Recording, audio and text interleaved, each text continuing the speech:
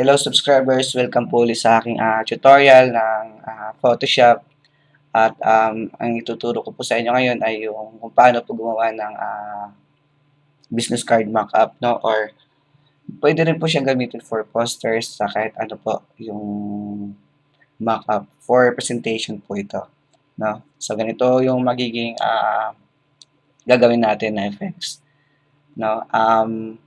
So, sisimulan po natin sa paggawa po ng canvas. Ng canvas natin is 1280 by 720 pixel. So, sa file menu bar, click mo yung new and then 1280 pixels and then 720 pixels. Natin 300 yung resolution. Then, okay. Now, ito po yung canvas natin. Ngayon is, kukuha po tayo, since yung effect natin is wooden, yung parang sa taas po ng wooden table. So, hanap po tayo ng wood texture. Since meron akong collection dito. So, itong cherry honey yung gagamitin ko. Lag natin. So, ang gagawin natin is Control A, Control C, Control A, C, or all, then C as copy, Control C as copy, no? And then, Control V as paste naman natin dito. So now, nailagay na natin yung wood texture dun sa canvas natin. Ang gagawin natin is zoom out natin, and then Control T, and then scale natin siya or i-rotate natin para magkaroon tayo ng perspective nung nasa taas ng top wooden table siya. So, rotate natin. Then, pag satisfy na tayo dun sa forma niya, gawin natin is pwede natin siyang i-check or direktang i-press yung control key sa ating keyboard. Then, click natin tong anchor point na to para ma-distort natin. So, ito yung isa sa mga paraan para ma-distort. Isa sa mga paraan to distort naman is Control T and then right click. Control T natin siya as transform and then right click natin siya and then distort, no? Ayan. So, pwede natin siyang distort. Ayan. So, if satisfied na tayo dun sa maging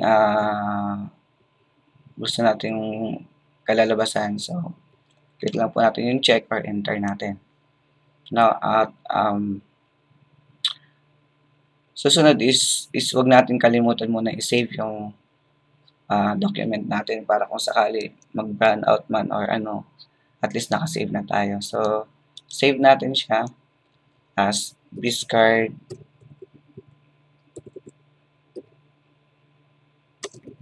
mockup. Ayan, as PSD. Okay. So, meron na tayong wooden texture. Next, yung layer 1 natin is palitan natin nung i-label natin as background or FBG. And then, convert natin ito as smart object. Ayan. Kasi ito yung magiging key, yung smart filter natin or smart object natin. Now, meron na tayo yan. Next is, delete muna natin to. Ayan. Next is gagawa tayo nung presentation ng card natin, yung business card natin. So, punta tayo dito sa rectangle, sa toolbar natin, and then click natin sa gitna. So, ang standard ng US business card is 1050 pixel by 600 pixel. Ayan. And then, okay.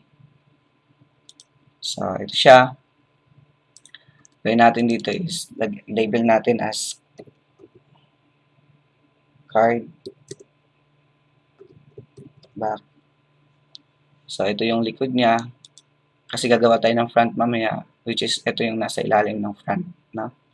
So, ang gawin natin is, convert to smart object. And then, double click natin. Yan, okay. Lagyan na natin ng text para makita na ito ay back. Then, scale, Control T. Yan. Off.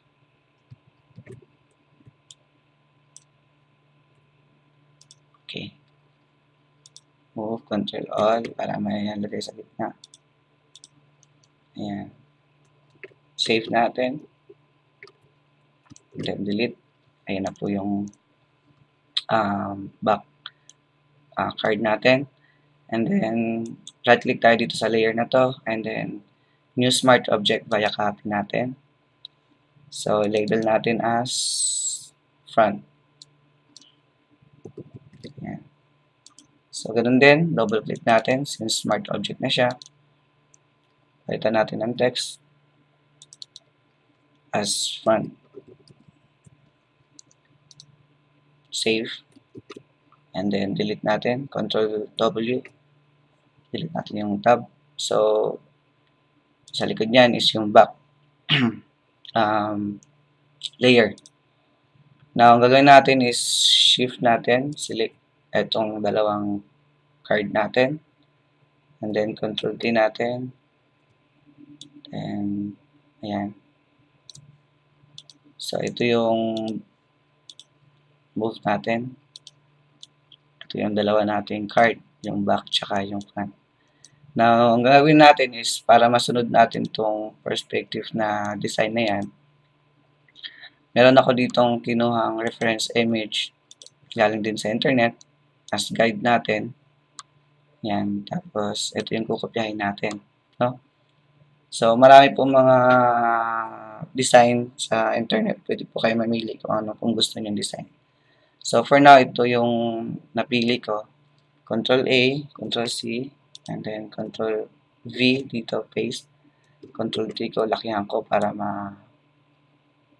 magaya ko siya. Ayan. Then, lalagay ko siya sa baba ng back layer. So, off ko yung card back layer since unahin ko yung front. So, gagawin natin is right-click, Control T tayo, right-click, then distort. So, kunin natin yung anchor points na ilalagay natin dun sa reference image natin. No? Gagayahin natin yung forma niya. Ayan. So, if satisfied ka na dyan, close mo yung front, then open mo yung back. So, Control T again, right-click, and then distort. Ayan.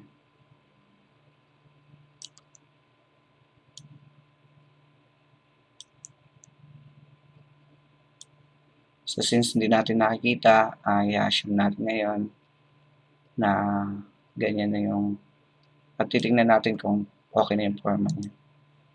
So, since okay na siya, yung guide natin, itong guide natin, label natin as guide, off natin, open natin yung front.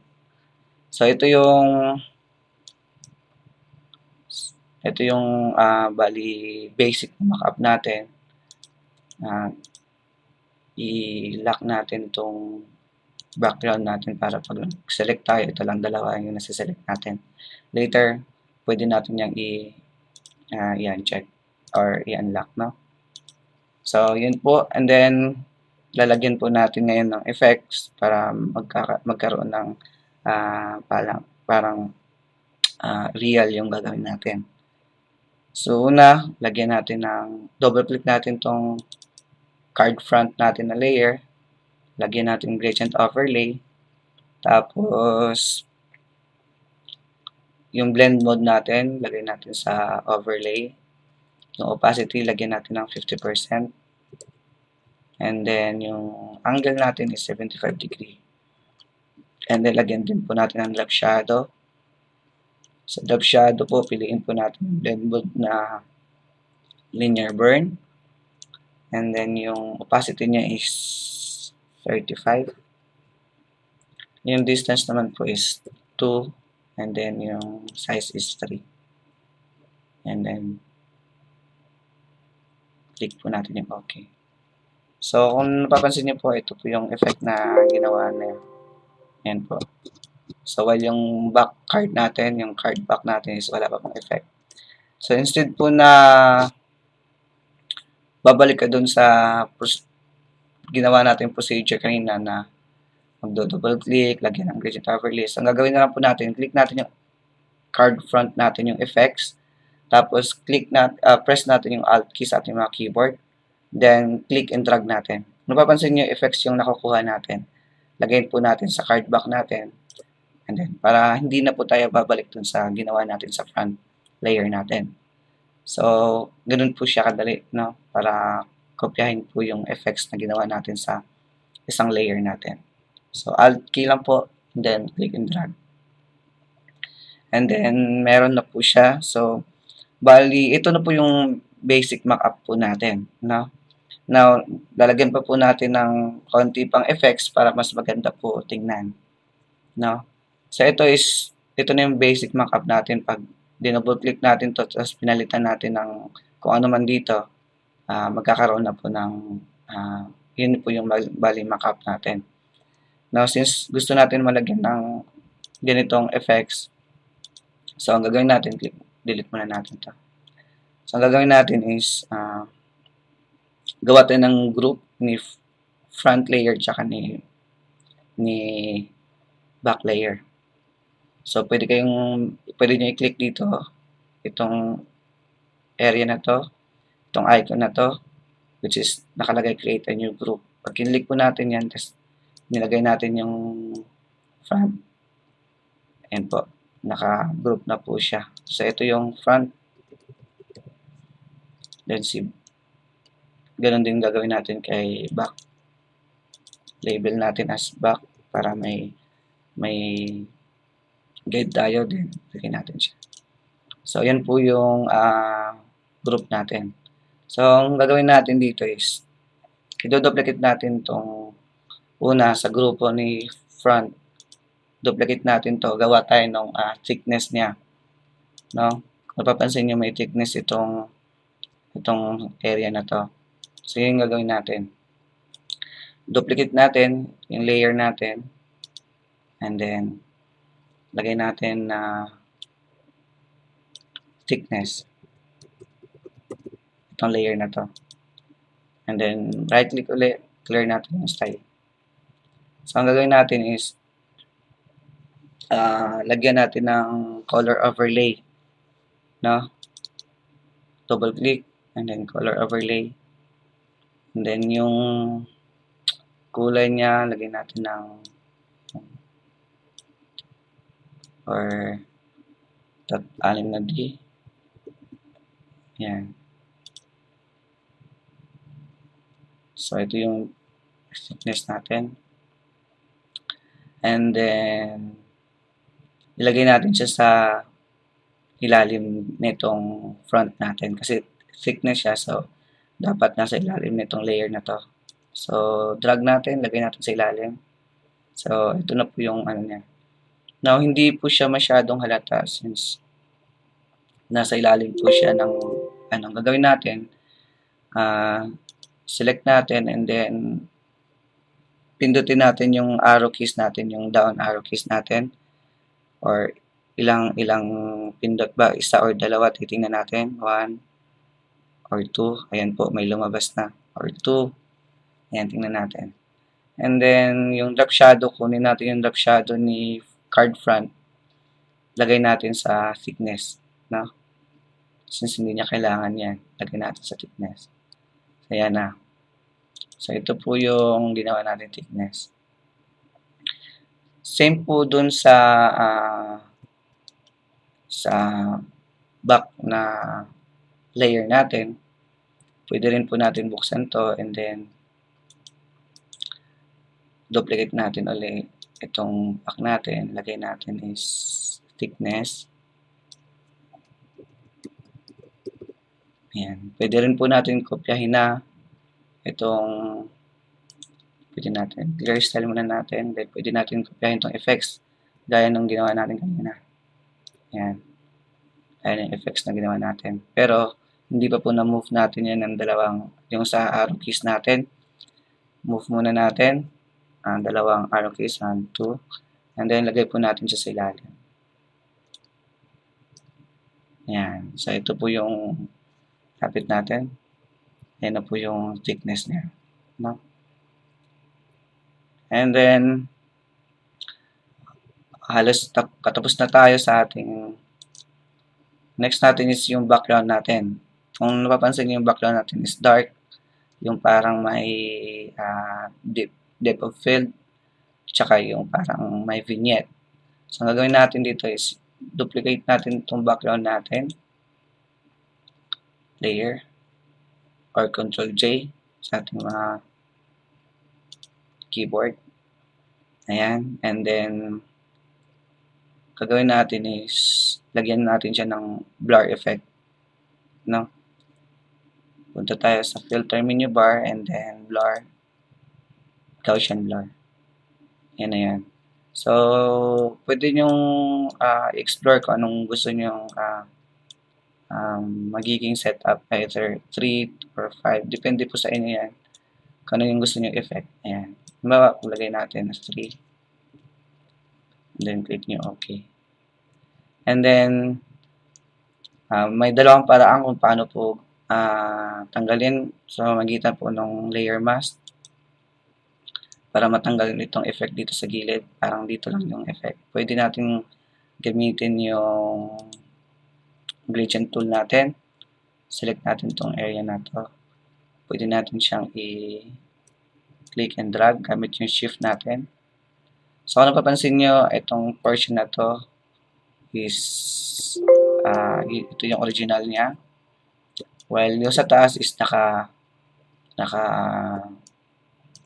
blur. So, parang yung shot ng isang DSLR. Kung napansin nyo yung mask natin is nagkaroon ng effects. Either, pwede rin po gamitin yung brush natin gamit yung itong foreground color natin. And then, click natin yung mask and then pwede po natin siyang i-paint na lang po. Diba? Ayan. Ayan po. So, para po magkaroon ng effect pa or ma-customize pa yung effect na gusto mo mangyari. No? And then, sunod ay, if okay na po tayo dyan, maglagay tayo ng adjustment layer.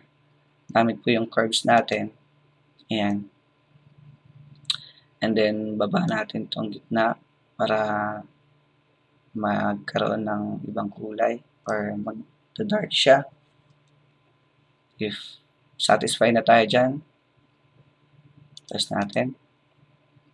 So, as usual, yung mask natin, naka brush tayo na tools. Pwede natin siyang i-paint dito para magkaroon ng vignette effect. Ayan.